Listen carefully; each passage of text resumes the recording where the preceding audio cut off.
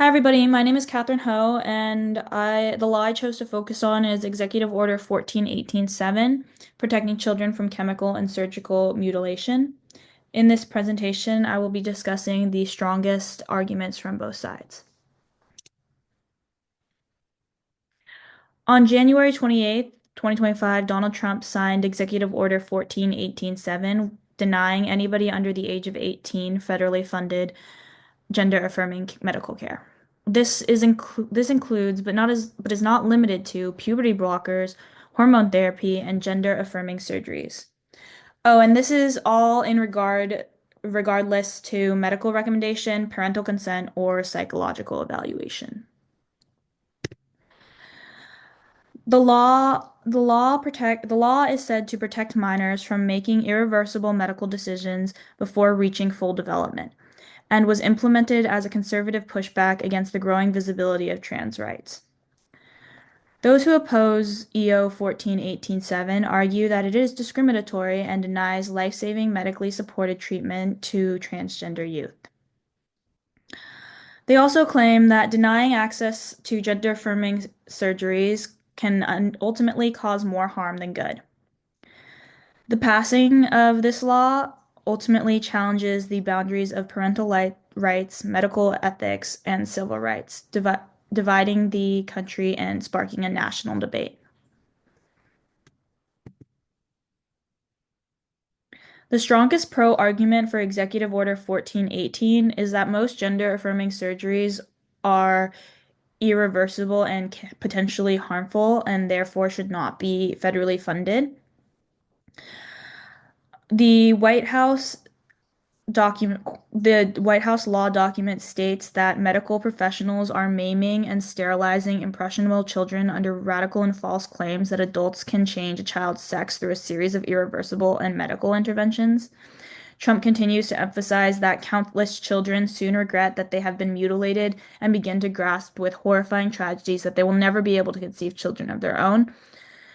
This is one of the strongest pro arguments for EO 14-18-7 because it suggests that influencing children to undergo irreversible medical procedures can lead to long-term harm and ultimately regret. So the question is, is personal autonomy really worth mutilation, especially when it comes with the risk of regret?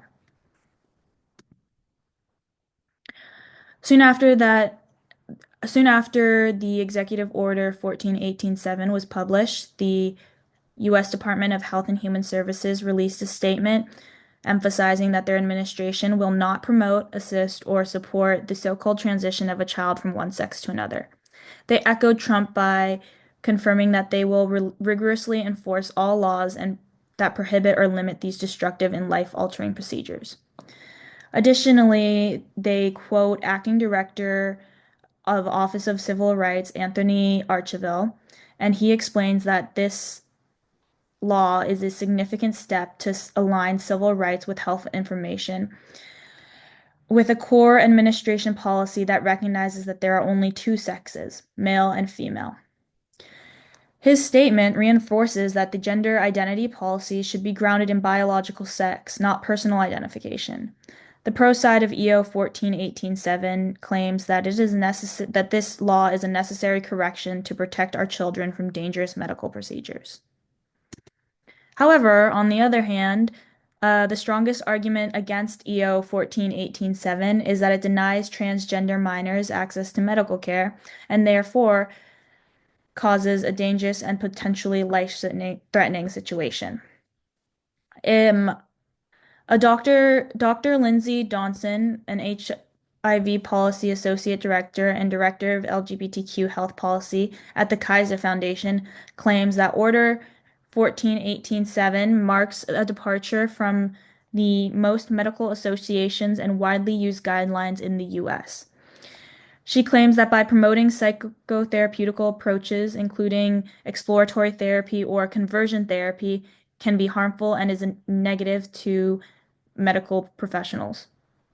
She highlights that instead of turning to medical solution, this law forces transgender youth to turn to unproven or false therapies that are potentially harmful and go against the established healthcare standard. Why should the government be able to restrict medically proven treatments? Additionally, by targeting these institutions, the EO 14 puts entire trans programs at risk, only further isolating transgender youth.